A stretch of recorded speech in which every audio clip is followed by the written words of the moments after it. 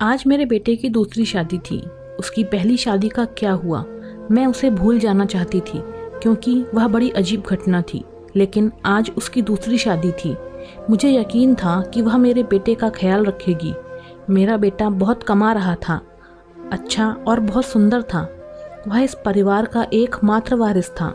सभी उसे प्यार करते थे, इसलिए किसी को भी यह बात अजीब नहीं लग रही थी कि उसकी दूसरी शादी इतनी जल्दी हो रही है। पर मेरा दिल धक धक कर रहा था। रात जैसे जैसे नज़दीक आ रही थी, मेरा दिल भी उतनी ही तेजी से धड़क रहा था और मैं चिंतित हो रही थी। मेरी बेटी को भी इस बात का पता था और वह भी मेरी तरह चिंतित थी और बोली कि अगर आज भी ऐसा ही हुआ तो फिर क्या होगा। मैंने कहा, अपने मुंह से कुछ अच्छा निकालो, मैं पहले से ही चिंतित हूँ। अब सभी मेहमान आ गए हैं। पिछली बार देश में एक महामारी के कारण इतने लोगों को आमंत्रित नहीं कर सके थे, लेकिन इस शादी में सभी रिश्तेदार बहुत उत्साह के साथ आए हैं। इसलिए लोग पिछली शादी के बारे में ज़्यादा नहीं जानते थे और यह भी नहीं जानते थे कि ऐसा क्या हुआ कि उन्हें फिर से शादी करनी पड़ी। मेरा बेटा इससे बहुत खुश था, कोई समस्या नहीं थी, क्योंकि उसकी यह पत्नी पहली पत्नी से कहीं ज़्यादा खूबसूरत थी और उम्र में छोटी भी थी, तो उसे तो खुश होना ही चाहिए था। सर्दी का मौसम था, ज़्यादातर मेहमान घर में ठहरे हुए थे। समारोह बाहर हो रहा था, नाच गाना चल रहा था, लोग आपस में मजाक कर रहे थे। मैंने अपनी जेठानी से कहा, दुल्हन दूसरे शहर से आई है और बहुत थकी हुई है, मुझे लगता है उसे दूल्हे के कमरे में नहीं भेजना चाहिए। मेरी जेठानी ने कहा, तुम्हें क्या हो गया है, उनकी अभी शादी हुई है और तुम हो कि उनकी रात खराब करना चाहती हो। मानती हूँ शादी ब्याह में थकावट हो जाती है, लेकिन नया खून है, कॉफ़ी शॉफ़ी पिला दो, फ्रेश हो जाएंगे। और फिर सुबह रिसेप्शन भी तो है। मैं बोली, वह थक जाएगी बेचारी। मेरी जेठानी ने कहा कि आजकल कोई भी इतना नहीं थकता, लड़कियों को अपनी शादी करने का बहुत शौक होता है, उसे अपने बेटे के कमरे में भेज दो। अब रात के 11 बज गए हैं, सुबह उठकर तैयार भी तो होना है। मुझे नहीं पता कि तुम इतना टाइम क्यों लगा रही हो, सभी रस्में हो चुकी हैं, हर कोई नाच गाकर थक गया है, बेचारी दुल्हन भी कमरे में जाना चाहती है। मेरी जेठानी तो वैसे भी बाल की खाल निकालने में माहिर थी, सबसे बड़ी थी, इसलिए सोचा इनसे सलाह मशवरा कर लूं। लेकिन उसने मुझे ही बातें बता दी और फिर उसने खुद ही कहा कि अब दुल्हन कमरे में जाएगी। दुल्हन को कमरे में ले जाया गया। बाकी सबको कमरे से निकालकर मैं थोड़ी देर दुल्हन के पास ही बैठ गई। बेटा, तुम अपने परिवार में सबसे बड़ी हो, तुम बहुत ही धैर्यवान लड़की हो, इसलिए मैं तुम्हें पसंद कर आई थी। देखो बेटा, जब शादी होती है तो कुछ चीज़ें ऐसी होती हैं जो हमें पसंद नहीं आती, लेकिन मेरी बच्ची तुम थोड़ा सब्र करना। उसने कहा कि मुझे समझ नहीं आ रहा है कि आप क्या कह रही हैं। मैंने कहा कि अगर मेरा बेटा कुछ उल्टी सीधी बातें कर देता है तो उसकी बातों पर ध्यान मत देना, कमरे की बात कमरे में ही रखना, सुबह मुझे बता देना, मैं तुम्हारी प्रॉब्लम सुलझाने की कोशिश करूँगी। मेरी बात सुनकर वो थोड़ा घबरा गई कि मैं किस विषय पर बात कर रही हूँ। वह थोड़ा घबराई हुई थी, लेकिन उसने कहा, ठीक है, मैं पूरी कोशिश करूँगी। अब इस घर की इज्जत भी मेरी इज्जत है। मैं दुल्हन का हाथ थपथपा कर बाहर आ गई। सब अपने अपने बिस्तर पर सोने चले गए थे। घर में बहुत सन्नाटा था क्योंकि सब बहुत थके हुए थे, इसलिए सब सो चुके थे। जाड़े की रातें वैसे भी शांत होती हैं, लेकिन मैं सो नहीं पा रही थी। बहुत देर बाद आखिरकार मैं सोने चली ही गई, लेकिन मेरी आंखों में नींद नहीं आ रही थी और मेरी आंखें बार बार देख रही थीं घड़ी की ओर।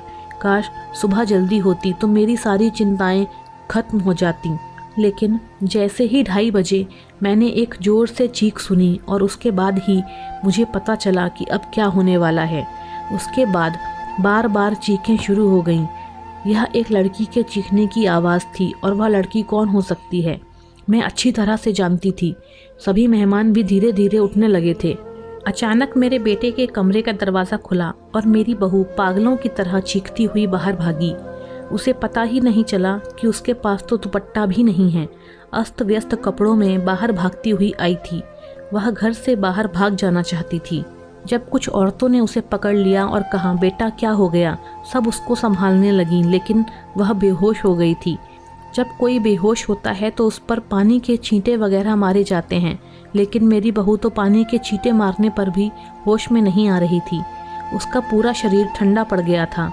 उसे फ़ौरन अस्पताल ले जाया गया। मैं उसे अस्पताल ले जाना नहीं चाहती थी क्योंकि फिर से वही तमाशा बन जाता, लेकिन और कोई चारा नहीं था। बेचारी बच्ची किसी भी तरह होश में नहीं आ रही थी।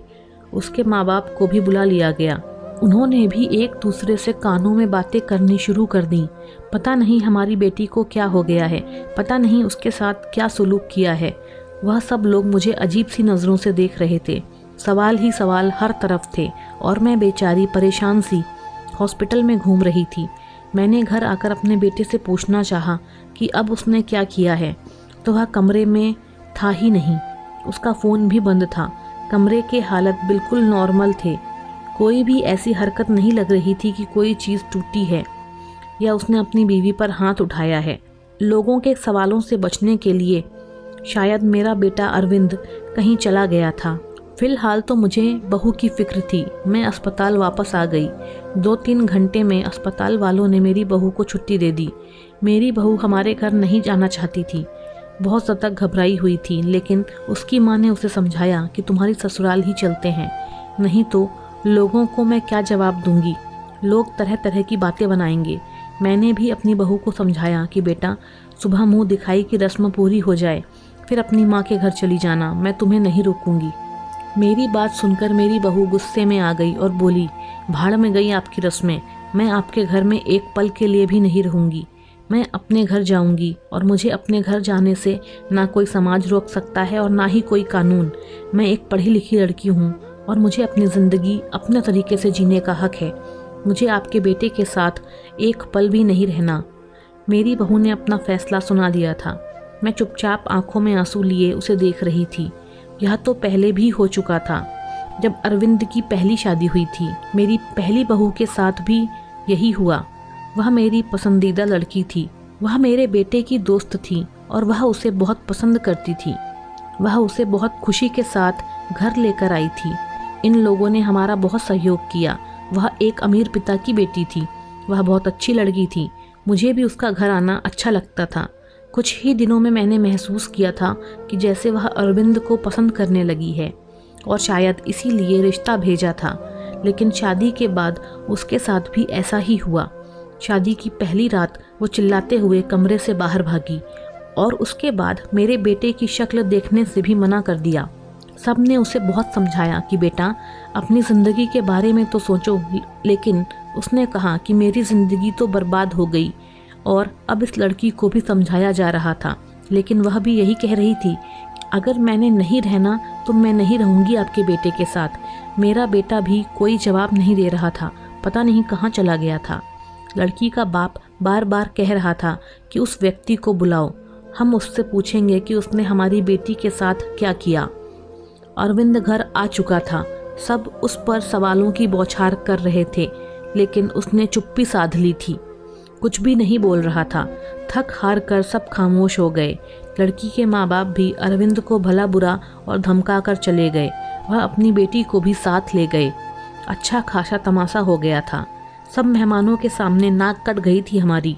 लड़की के माँ बाप ने हमारी बेइज्जती करने में कोई कसर नहीं छोड़ी थी, लेकिन अरविंद अपने मुंह से एक शब्द भी नहीं बोल रहा था।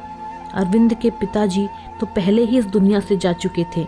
सारी बेइज्जती मुझे अकेले ही सहनी पड़ी। घर में जमा लोगों ने भी हमें अच्छी खासी बातें सुना डाली थीं। लड़की की माँ तो काबू में ही नहीं आ रही थी। कुछ चीख चीख कर मुझे भला बुरा कह रही थी, लेकिन उसमें उस बेचारी की क्या गलती थी। आखिर उसकी बेटी की ज़िंदगी तबाह हो गई थी। आज खुद को मैं बहुत अकेला महसूस कर रही थी। काश अरविंद के पिता होते तो इतनी जल्दी हिम्मत न हारती।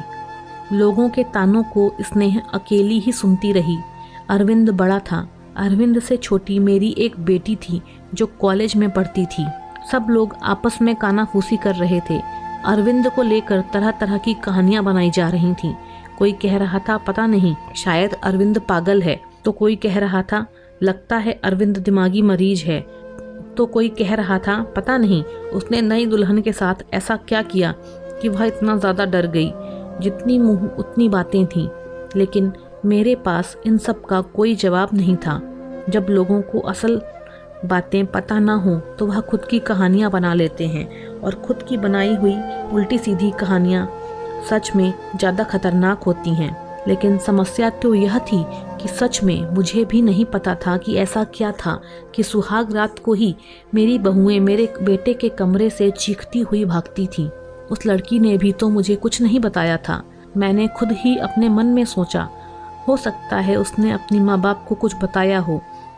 सच जानने के लिए मैंने उनके घर पर फ़ोन कर दिया। भले ही वह हमसे रिश्ता ख़त्म करके गए हों, लेकिन इंसानियत के नाते ही मैंने उसका हालचाल लेने के लिए फ़ोन किया। फ़ोन लड़की की माँ ने उठाया था। मैंने पूछा, अब कैसी तबीयत है आपकी बेटी की? मेरी आवाज़ सुनते ही वह भड़क गई थीं और बोली थीं, मेरी बेटी अब तक ठीक नहीं हुई है, खबरदार जो आगे से आपने फ़ोन किया। यह सब सुनकर मैं बहुत ज़्यादा परेशान हो गई थी। मेरी पहली बहू के साथ भी ऐसा ही हुआ था। मेरी बेटी ने बताया था कि वह कम से कम 7-8 महीने बीमार रही थी। आखिर क्या प्रॉब्लम थी मेरे बेटे को, मुझे कुछ समझ ही नहीं आ रहा था। क्या कमी थी कि उसकी पत्नियां उससे डर कर भाग जाती थीं।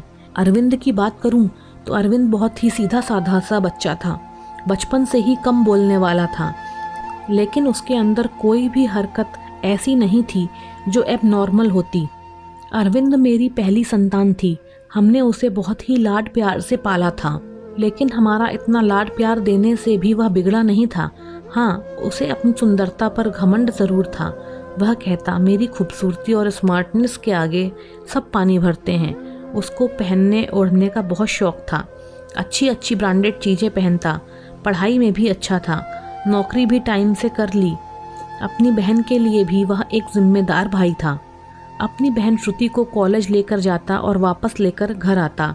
घर में खर्च के लिए पैसे भी देता। कभी मुझसे ऊंची आवाज़ में बात नहीं करता। उसके दोस्त भी कोई ऐसे नहीं थे जो मैं कहती कि गलत संगत में पड़ गया है। कोई नशा भी नहीं करता था। बस उसके कुछ गिने चुने ही दोस्त थे। यह सबसे अच्छा दोस्त था जो बाहर विदेश में रहता था। कभी कभी उससे फ़ोन पर बात होती थी। मुझसे भी अपने दोस्त की बात करवाता था। कभी कभी मुझसे कहता, मम्मी क्यों ना हम श्रुति की शादी इसी से कर दें, बहुत ही अच्छा लड़का है। कुल मिलाकर सब कुछ नॉर्मल ही था। लेकिन यह जो 2 बार हुआ था, यह बिल्कुल भी नॉर्मल नहीं था। पता नहीं मेरे बेटे में क्या कमी थी। ऐसा क्या करता था अपनी पत्नियों के साथ कि वह भाग जाती थी। दिन धीरे धीरे आगे सरकते गए। अरविंद थोड़ा नॉर्मल हो चुका था। अब घर में थोड़ी बहुत बात करने लगा था। इस बार मैंने सोचा कि अरविंद की तीसरी शादी कराऊं और ऐसी लड़की से कराऊं जो मुझे बताए कि आखिर सुहाग रात के दिन कमरे में अरविंद ऐसा क्या करता है कि दुल्हन भाग जाती हैं। अरविंद की दूसरी दोनों पत्नियों से तलाक हो चुका था। मैं यह भी चाहती थी कि जो बहू आए वह मेरे घर में ही रहे, यहाँ से भाग कर ना जाए। मैं किसी की ज़िंदगी बर्बाद नहीं करना चाहती थी, क्योंकि मैं भी एक बेटी की माँ थी और मैं यह अच्छी तरह से जानती थी कि तलाक का धब्बा एक लड़की के लिए कितनी बड़ी बदनामी होता है।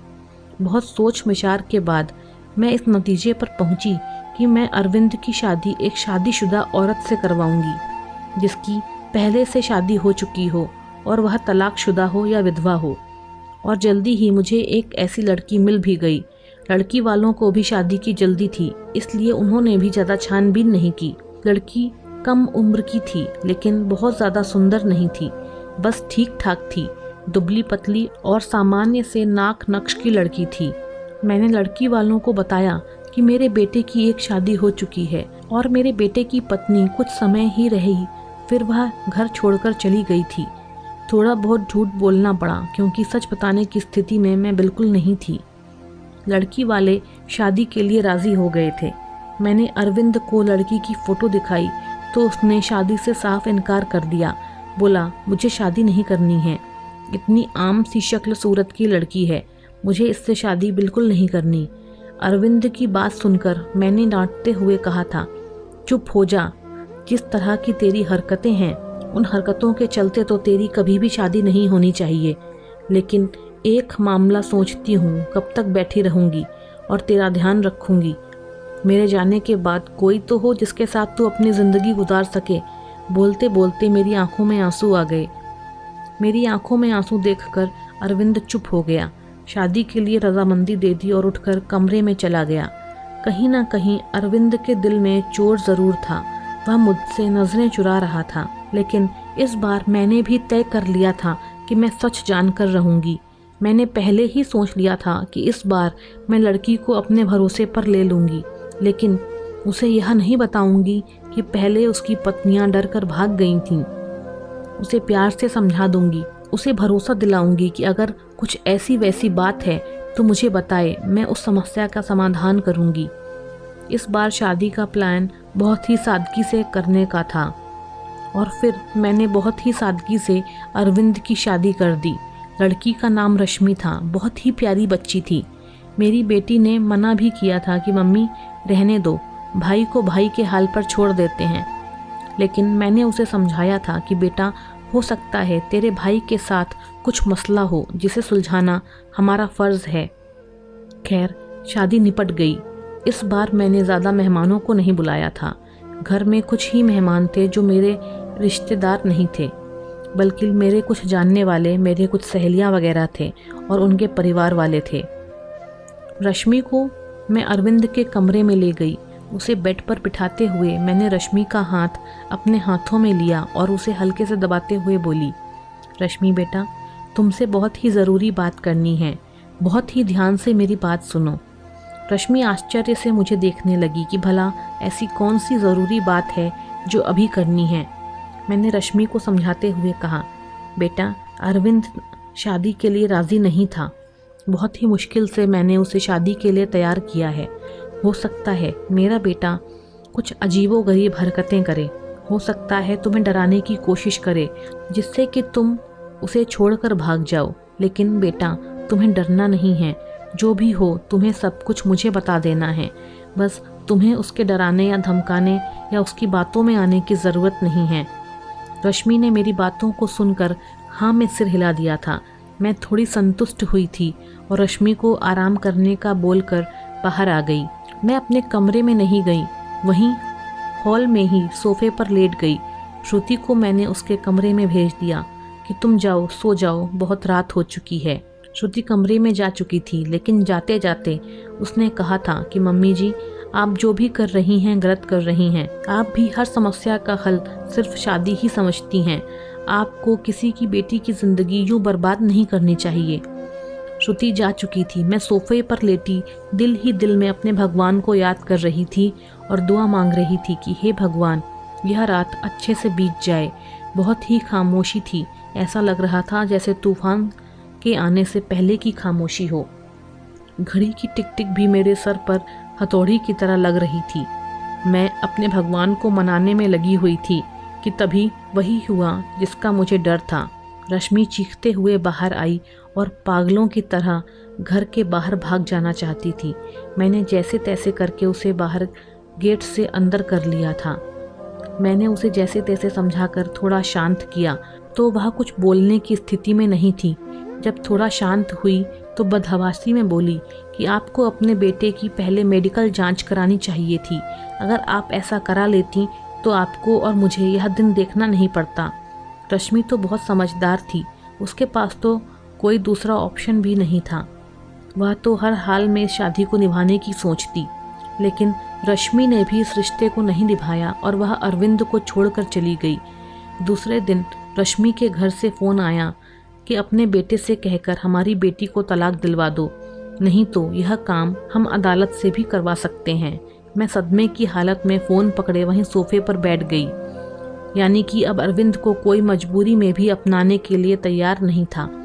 पहले मैं जो बहुएं लाई थीं वह अमीर घराने की और सुंदर पढ़ी लिखी लड़कियां थीं, लेकिन रश्मि तो विधवा थी, गरीब घराने की थी और बहुत ज़्यादा सुंदर भी नहीं थी। रश्मि को मैंने पहले ही सब कुछ समझा भी दिया था, तभी तो इतना ज़्यादा बदहवास हो गई थी। आखिर ऐसा क्या कमी थी मेरे बेटे में? हम जो जेवरात दुल्हन को देते थे, दुल्हन के घर वाले शादी के दूसरे दिन ही वापस कर देते थे। मैं तो दहेज भी नहीं लेती थी। फिर आखिर ऐसा क्या किया था कि ऐसे खूबसूरत पढ़े लिखे और अमीर लड़के को छोड़कर सारी लड़कियां भाग जाती थीं? मेरा दिमाग सोच सोच कर फटा जा रहा था। कैसे पता लगाएं कि आखिर क्या बात है? अरविंद भी अपने मुंह से कुछ कहने को तैयार नहीं था। जब भी हम इस बारे में कुछ बात करने की कोशिश करते तो वह उठकर बाहर चला जाता, मुझे बात करने का मौका ही नहीं देता। लेकिन अब मैं हर वक्त अरविंद पर नज़र रखने लगी थी, उसकी एक एक हरकत पर ध्यान देती। शायद कुछ तो ऐसा सबूत मिले जिससे मैं सुराग लगा सकूं, सच जान सकूं कि आखिर सच्चाई क्या है। लेकिन उसके हाव भाव से कभी ऐसा लगा ही नहीं कि उसमें कुछ एबनॉर्मल भी है। एकदम नॉर्मल लड़कों की तरह था, जैसे और लड़के होते हैं। मुझे कोई भी रास्ता सुझाई नहीं दे रहा था। एक दिन तंग आकर मैंने अरविंद के दोस्त को फ़ोन लगाया, उसी विदेश में रहने वाले दोस्त को।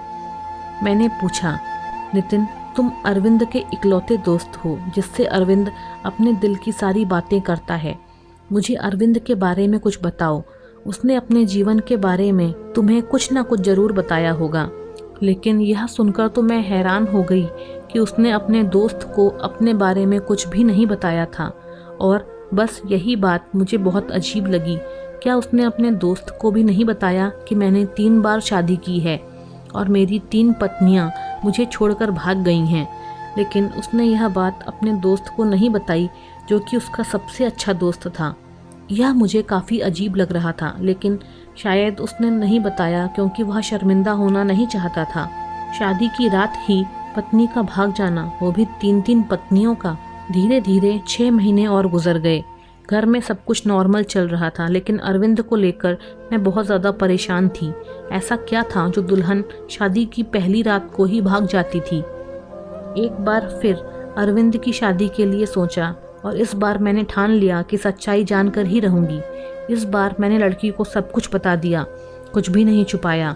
और लड़की भी ऐसी लाई जिसे शादी की सख्त ज़रूरत थी, क्योंकि ये लोग बहुत गरीब थे और उसके घर में उसके 2 छोटे भाई भी थे।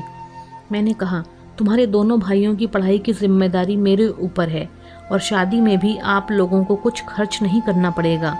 लड़की को तो मैंने राज़ी कर लिया था, लड़की के माँ बाप भी राज़ी हो गए, लेकिन मैंने यह बात लड़की के माता पिता को नहीं बताई, बस लड़की को बता दी। लड़की थोड़ी घबराई हुई थी, क्योंकि मैंने शादी से पहले ही सारी बातें लड़की को समझा दी थी। पहले तो वो बहुत ज़्यादा डर गई थी, फिर खुद को संभालते हुए बोली कि कुछ भी हो, मैं इस शादी के लिए तैयार हूँ। अगर मेरे थोड़े से त्याग से मेरे भाइयों की ज़िंदगी बनती है तो उसमें बुराई क्या है? जो कुछ भी होगा उसे सहन करूँगी, और वैसी भी सारी समझौते औरतों को ही करने पड़ते हैं। लड़की, जिसका नाम सुमन था, भले ही गरीब घर की थी, लेकिन बहुत ही संस्कारी और समझदार लगी। दिल ही दिल में खुश हुई कि अगर सुमन मेरी बहू बनती है और मेरे घर में टिकी रहती है तो ये मेरे लिए बहुत ही सौभाग्य की बात होगी। संस्कारी होने के साथ साथ सुमन बहुत ही खूबसूरत भी थी, और इस बार शादी मंदिर में हुई थी। सब कुछ ठीक था, और हैरानी की बात तो यह थी कि रात गुजर चुकी थी और सुबह हो चुकी थी। सुबह होते ही मैंने कमरे का दरवाज़ा खटखटाया, लेकिन किसी ने दरवाज़ा नहीं खोला। मैं बहुत परेशान थी, कोई दरवाज़ा नहीं खोल रहा था। थोड़ी देर बाद कमरे की दूसरी चाबी लेकर आई और मैंने खुद दरवाज़ा खोला। कमरे के अंदर का दृश्य देखकर मेरी चीख निकल गई। मेरी बहू बेहोश पड़ी थी। अरविंद कमरे में कहीं भी नज़र नहीं आ रहा था, शायद बाथरूम में था। मैंने जल्दी से डॉक्टर को बुलाया। डॉक्टर ने कहा कि वह सिर्फ और सिर्फ डर की वजह से बेहोश हुई है। उसके शरीर पर किसी भी तरह के कोई चोट के निशान नहीं है। अरविंद के चेहरे से भी चिंता झलक रही थी। ऐसा लग रहा था जैसे वह भी परेशान है इन सब हालातों से।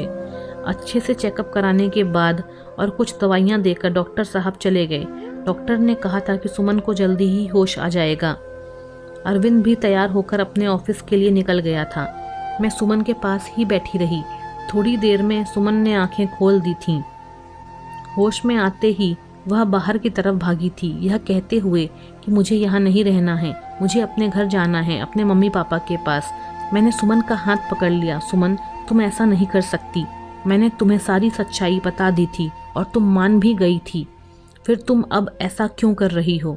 लेकिन सुमन मेरी कुछ भी सुनने को तैयार नहीं थी। रोते हुए बोली, आंटी जी, मुझे माफ़ कर दो, मैं मजबूर हूँ, मैं यहाँ नहीं रह सकती। आप बेफिक्र रहें, मैं अपनी मम्मी पापा से कुछ नहीं बताऊंगी, सब कुछ हैंडल कर लूँगी। बस आप मुझे इस घर में रहने को ना कहें। लेकिन सुमन, मुझे बताओ तो सही, आखिर ऐसा क्या हुआ था? मैं सच जानना चाहती हूँ। सुमन, तुमने मुझसे वादा किया था कि तुम अरविंद की सच्चाई मुझे बताओगी। आंटी, अरविंद के बारे में मैं कुछ नहीं बता सकती। अगर मैंने अरविंद के बारे में बोला तो वो मुझे जान से मार देगा। मुझे अपनी जान की परवाह नहीं है, लेकिन अरविंद मेरे भाइयों को भी नहीं छोड़ेगा। प्लीज़ मुझे जाने दो। उसकी आंखों में विनती के ऐसे करुण भाव थे कि मैं उसे रोक न सकी। सुमन चली गई थी। मैं इंतज़ार कर रही थी कि कुछ ही देर में सुमन के माँ बाप का फ़ोन आने वाला है, लेकिन ऐसा कुछ भी नहीं हुआ। शायद सुमन ने अपने माता पिता को कुछ नहीं बताया था। अरविंद की तीनों पत्नियों ने तो उसे दूसरे दिन ही तलाक की मांग कर ली थी, लेकिन सुमन ने ऐसा कुछ भी नहीं किया था। इसका मतलब था सुमन अभी भी मेरे बेटे की पत्नी थी। मैंने सोचा अब मैं अरविंद का चेकअप करा कर ही रहूँगी। अपने होशो हवास में तो अरविंद ऐसा कभी भी नहीं होने देता। इसलिए एक दिन मैंने अरविंद के खाने में नींद की दवाई मिला दी। अरविंद के गहरी नींद में जाते ही मैंने डॉक्टर को फ़ोन कर दिया। डॉक्टर ने अरविंद के कुछ सैंपल लिए और बोले, जैसे ही रिपोर्ट आती है मैं आपको बताता हूँ। डॉक्टर चला गया और फिर मैं बेसब्री से अरविंद की रिपोर्ट का इंतज़ार करने लगी। अगले दिन डॉक्टर का फ़ोन आया और उसने कहा, अरविंद एकदम नॉर्मल है, उसकी सारी रिपोर्ट्स नॉर्मल आई हैं। यह सुनकर तो मेरे आश्चर्य की कोई सीमा ही नहीं थी। अगर अरविंद नॉर्मल है तो शादी की पहली रात में उसकी पत्नियां क्यों भाग जाती हैं? सोच सोचकर मेरा दिमाग फटने लगा। कुछ सोचकर मैं सुमन के पास गई। सुमन के माता पिता ने मेरी बहुत इज्जत की। शायद उन्हें सच्चाई का पता नहीं था। उन्हें लगता था कि मैं उनकी बेटी को घर ले जाने के लिए आई हूँ। मुझे देखते ही सुमन डर गई थी। वह हम लोगों के साथ ज़्यादा नहीं बैठी और अंदर कमरे में चली गई थी। मैं भी सुमन के पीछे पीछे उसके कमरे में आ गई। मुझे देखते ही सुमन बोली, आंटी जी, मैंने आपको पहले भी कहा था कि मैं आपके घर में नहीं रह सकती, फिर आप मुझे लेने क्यों आई हैं? मैंने सुमन को बहुत ही प्यार से अपने पास बिठाया और उसके सामने हाथ जोड़ते हुए बोली, सुमन, मेरी उम्मीद की आखिरी किरण अब तुम ही हो। तुम ही मुझे बता सकती हो कि आखिर मेरे बेटे में क्या कमी है। एक मजबूर माँ तुमसे हाथ जोड़कर विनती करती है, प्लीज़ मना मत करना। मेरी आंखों में आंसू और मेरे जुड़े हुए हाथ लेकर सुमन ने मेरे हाथों को थाम लिया और बोली, आंटी जी, मैं मजबूर हूँ, प्लीज़ आप मेरे सामने हाथ मत जोड़ें। जब सुमन किसी तरह सच्चाई बताने के लिए राज़ी नहीं हुई तो फिर मैंने सुमन से कहा, ठीक है, तुम अपने मुंह से कुछ मत बताओ, मैं खुद अपनी आंखों से देख लूँगी, लेकिन तुम मेरी मदद तो कर सकती हो ना। आज रात के लिए मेरे बेटे के कमरे में फिर से रुक जाओ, मैं सारी सच्चाई अपनी आंखों से देख लूँगी। पहले तो सुमन डरती रही, लेकिन मेरे बहुत समझाने पर कि मैं तुम्हारे साथ रहूँगी, तुम्हें कुछ नहीं होगा, वह मान गई थी। मैं सुमन को अपने घर ले आई। सुमन के माता पिता ने बहुत ही खुशी से अपनी बेटी को विदा किया था। एक बार फिर से सुमन को दुल्हन बनाकर मैंने अरविंद के कमरे में बिठा दिया। अरविंद को पहले ही मैंने फ़ोन कर दिया था कि सुमन घर आ गई है, तुम भी ऑफिस से जल्दी आ जाना। आज मैं घर पर नहीं मिलूँगी, तुम्हारी मौसी की तबीयत खराब है, वहाँ जा रही हूँ, रात भर वहीं रहूँगी। मेरी बात सुनकर अरविंद ने सिर्फ हूँ में जवाब दिया था और फ़ोन काट दिया था। मैं अरविंद के कमरे में ही छुपकर बैठ गई। आज सब कुछ मैं अपनी आंखों से देख लेना चाहती थी। कुछ ही देर में दरवाज़ा खुलता है। कुछ ही देर में दरवाज़ा खुला और कमरे में अंदर अरविंद दाखिल हुआ। उसने एक नज़र सजी संवरी बैठी सुमन पर डाली थी और बिना कुछ कहे बाथरूम में घुस गया था। सुमन डरी सहमी सी बैठी थी कि जैसे अभी उठकर भाग जाएगी। मैं भी सांस रोके आने वाली सिचुएशन के लिए खुद को तैयार कर रही थी कि तभी अचानक बाथरूम में से किसी औरत के चीखने की आवाज़ें आने लगीं। आवाज़ें सुनते ही सुमन बेड से उतरकर नीचे खड़ी हो गई। डर से वो थर थर काँप रही थी। मैं भी हक्का बक्का सी खड़ी थी। अंदर तो अरविंद गया था, फिर ये औरत की आवाज़ें क्यों? तभी अरविंद बाहर निकला और अरविंद को देखते ही मैं बेहोश होते होते बची। उसने अपना हुलिया एकदम से बदल लिया था। उसने औरतों जैसे कपड़े पहन रखे थे, बहुत ही बेहुदा सा, या यूं कहिए कि बहुत ही डरावना से मेकअप कर रखा था। आंखों में जैसे खून उतरा हुआ था। आवाज़ भी लड़की की तरह ही निकाल रहा था। तुमसे मना किया था, मेरी ज़िंदगी में दोबारा मत आना। तुमने मेरी बात नहीं मानी, अब तुम अपनी मौत की जिम्मेदार खुद होगी। बहुत ही भयानक हंसी हंसता हुआ अरविंद सुमन की तरफ बढ़ रहा था। सुमन चीख मारती हुई मेरे पास आ गई थी। मैं भी बाहर आ गई थी और अरविंद को रोकने की कोशिश कर रही थी। अरविंद, क्या हो गया है तुम्हें? तुम होश में तो हो? अरविंद ने मुझे जोर से धक्का दिया था। कौन अरविंद? परमिला नाम है मेरा। मौका देखकर सुमन कमरे से भाग गई थी। इससे पहले अरविंद फिर से मेरे पास आता, मैं भी कमरे से बाहर निकली और कमरे को बाहर से बंद कर दिया। अरविंद की भयानक हंसी मुझे बाहर तक सुनाई दे रही थी। मैंने डरी सहमी सुमन को अपने सीने से लगा लिया। हालांकि मैं खुद भी बहुत ज़्यादा सकते में थी और डरी हुई थी। आंटी जी, मुझे मरना नहीं है। अरविंद मुझे जिंदा नहीं छोड़ेगा। उसने कहा था अगर मैंने किसी को कुछ बताया तो वह मुझे मार डालेगा, साथ में मेरे भाइयों को भी। मुझे और मेरे भाइयों को बचा लो आंटी जी। कुछ नहीं होगा सुमन, शांत हो जाओ, मैं सब कुछ संभाल लूँगी। मेरे दिमाग ने थोड़ा काम करना शुरू किया तो सबसे पहला ख्याल मेरे दिल में यही आया कि शायद अरविंद पर किसी भूत का साया है।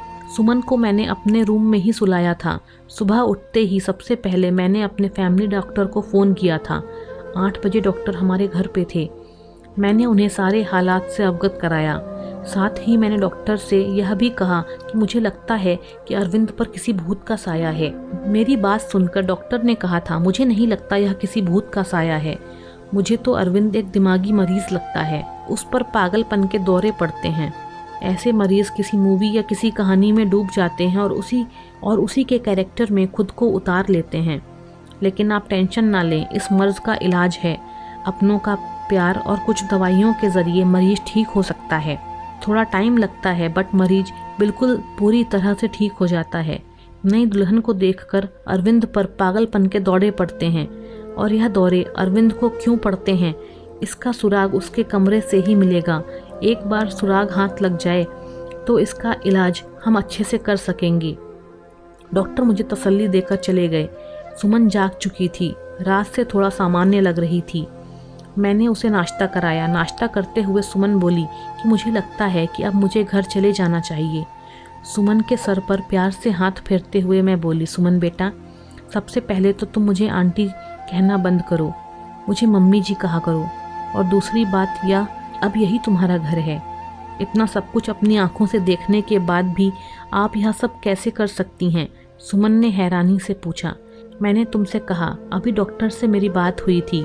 अरविंद बिल्कुल ठीक हो जाएगा, बस उसे थोड़े से प्यार और थोड़ी सी देखभाल की ज़रूरत है जो हम दोनों मिलकर उसे देंगे। मेरा यकीन करो, अरविंद बहुत ही अच्छा लड़का है, तुम्हें बहुत ही प्यार से रखेगा। मेरे बहुत देर तक समझाने पर और अपने माँ बाप के हालात को देखते हुए सुमन राज़ी हो गई थी। मैंने बहुत ही प्यार से सुमन से कहा था, सुमन बेटा, अब तो एक बार मुझे मम्मी जी कहो। और सुमन ने मुस्कुराते हुए मुझे मम्मी जी कहा था, जिसे सुनकर मेरे दिल में ठंडक उतर गई थी। मुझे उम्मीद की किरण नज़र आई थी कि मेरा बेटा अब ठीक हो जाएगा, उसका भी घर बस जाएगा। 10 बजे के करीब अरविंद के घर पर खटखट की आवाज़ हुई थी। मैंने वहाँ पर अपने हाथों से दरवाज़ा खोला था। सुमन को मैंने अपने कमरे में भेज दिया था। अरविंद एकदम तरोताज़ा खड़ा था। मुझे देखते ही नाराज़गी से बोला, क्या मम्मी, मेरा दरवाज़ा बाहर से बंद किसने कर दिया? मुझे ऑफिस के लिए लेट हो रहा है। मैंने भी एकदम नॉर्मल ही बात की थी। पता नहीं बेटा कैसे बंद हो गया। चलो तुम नाश्ता कर लो। मैंने उस पर कुछ भी जाहिर होने नहीं दिया। अरविंद ने नाश्ता किया और ऑफिस के लिए निकल गया। अरविंद के ऑफिस निकलते ही सबसे पहले मैं अरविंद के कमरे में गई और उसकी तलाशी ली। मुझे ज़्यादा मेहनत नहीं करनी पड़ी। सामने ही बेड पर मुझे कुछ किताबें दिखीं। सुमन भी अब मेरे पास आ चुकी थी। सारी किताबें सेम थीं। सब किताबों में एक ही उपन्यास था जिसमें कोई प्रमिला नाम की लड़की थी। शादी की रात ही उसके पति ने उसको कमरे से धक्के देकर बाहर निकाल दिया था और अगले ही दिन दूसरी दुल्हन ले आया था। प्रमिला धीरे धीरे दिमागी मरीज बन गई थी। दुल्हन को देखते ही उस पर दौरे पड़ने लगते थे। अब तो किसी की शादी में दुल्हन को देखती तो उसे मारने के लिए भागती थी। प्रमिला के ससुराल वालों ने उसे पागल घोषित कर दिया था और उसके मायके भेज दिया था। दुल्हनों को देखकर प्रमिला का पागलपन कम नहीं हुआ था और प्रमिला के कैरेक्टर में ही अरविंद ने खुद को उतार लिया था। मैंने डॉक्टर को फ़ोन करके सारी बातें बताईं। डॉक्टर ने कहा कि आप लोग बिल्कुल भी ना घबराएं, मैं कुछ दवाइयाँ दूंगा और जो उपन्यास अरविंद पढ़ता है वह सारी किताबें आप रूम से बाहर निकाल दें। धीरे धीरे प्यार से अरविंद को समझाना पड़ेगा। उसे प्रमिला के कैरेक्टर से निकालना पड़ेगा। धीरे धीरे डॉक्टर की दवाइयों से और सुमन और मेरी मेहनत से अरविंद ठीक होने लगा था। सुमन अरविंद के सामने सिंपल सी रहती थी, कोई भी बनाव श्रृंगार नहीं करती थी। अरविंद के व्यवहार में बहुत बदलाव आने लगा था। उसकी आंखों में मैंने सुमन के लिए प्यार देखा था। सुमन कहीं भी जाती अरविंद की निगाहें उसका पीछा करती थीं। अरविंद का इलाज चलते आज 3 महीने हो चुके थे। सुमन ने जिस मेहनत और लगन से मेरा साथ दिया था उसकी मैं कायल हो गई थी। कोई भी बहुत अच्छे कर्म किए थे मैंने, जो मुझे सुमन जैसी बहू मिली थी। सुमन अब भी मेरे साथ मेरे कमरे में ही सोती थी, लेकिन आज मैंने सोच लिया था कि सब कुछ फाइनल हो जाना चाहिए। मुझे पूरा विश्वास है कि अब अरविंद बिल्कुल ठीक हो चुका है। मैंने सुमन से कहा कि सुमन, आज तुम्हें आखिरी कदम और उठाना पड़ेगा। इसके बाद तुम्हारी ज़िंदगी में खुशियाँ ही खुशियाँ होंगी। सुमन नासमझी से मेरी तरफ देखने लगी। फिर मैंने उसे समझाया, सुमन, आज तुम्हें दुल्हन बनकर अरविंद के कमरे में बैठना होगा। मेरी बात सुनकर सुमन डर गई थी, लेकिन फिर जल्दी ही संभल भी गई। शायद उसे भी यकीन था कि अब अरविंद ठीक हो चुका है। वह भी अरविंद की प्यार भरी नज़रों को समझ चुकी थी। सुमन, तुम्हें डरने की कोई ज़रूरत नहीं है। तुम दरवाज़ा खुला रखना, मैं दरवाजे के बाहर ही खड़ी रहूँगी जब तक कि तुम दोनों के बीच में सब कुछ ठीक नहीं हो जाता। जैसे ही तुम्हें कुछ गलत लगे तो फ़ौरन बाहर भाग आना। रात को अरविंद के आने से पहले ही मैंने सुमन को दुल्हन की तरह सजाया। अरविंद के बेड को भी बहुत खूबसूरती से सजाया था मैंने। अरविंद के आने का टाइम हो गया था। मैंने सुमन को सजे सजाए बेड पर बिठा दिया और बाहर आ गई। थोड़ी ही देर में अरविंद आ चुका था। खाना खाते हुए अरविंद की निगाहें इधर उधर कुछ ढूंढ रही थीं। मैं समझ गई थी कि अरविंद किसे ढूंढ रहा है, लेकिन मैं अनजान बनी रही। कुछ देर में अरविंद खुद ही बोला, मम्मी, सुमन दिखाई नहीं दे रही है, क्या कहीं गई हुई है? मेरे बोलने से पहले ही श्रुति बोल पड़ी, भैया, भाभी तो आपके ही। इससे पहले कि श्रुति अपनी बात पूरी करती, मैंने उसे चुप करा दिया। मैंने मुस्कुराते हुए कहा, अरविंद, तुम पहले खाना ख़त्म करो, उसके बाद अपने कमरे में जाओ, तुम्हें अपने सवालों का जवाब मिल जाएगा। खाना खाने के बाद अरविंद अपने कमरे में चला गया। मेरा दिल जोरों से धड़क रहा था। पता नहीं अब क्या होने वाला है। हे भगवान, सब कुछ ठीक हो। मैं भी अरविंद के पीछे पीछे चली और बाहर गेट पर ही रुक गई। मैं अंदर कान लगाकर सुनने की कोशिश कर रही थी। अंदर सब कुछ ठीक तो है ना? खड़े खड़े मुझे काफ़ी देर हो गई थी, लेकिन अभी तक अंदर शांति थी। और कुछ ही देर में मुझे सुमन और अरविंद की सरगोशियाँ सुनाई देने लगीं, प्यार में डूबी हुई सरगोशियाँ। मैं मुस्कुरा दी। मेरे अंदर तक सुकून उतर गया। मन ही मन मैंने भगवान को धन्यवाद दिया और अपने कमरे में आकर सुकून से लेट गई। सुबह मेरी आंख देर से खुली। जल्दी जल्दी उठकर किचन की तरफ भागी तो सुमन किचन में पहले से मौजूद थी। मुझे देखकर सुमन के चेहरे पर मुस्कुराहट आ गई। सुमन की झुकी हुई नज़रें और शर्मीली मुस्कुराहट से ही मैं पहचान गई कि सब कुछ ठीक है।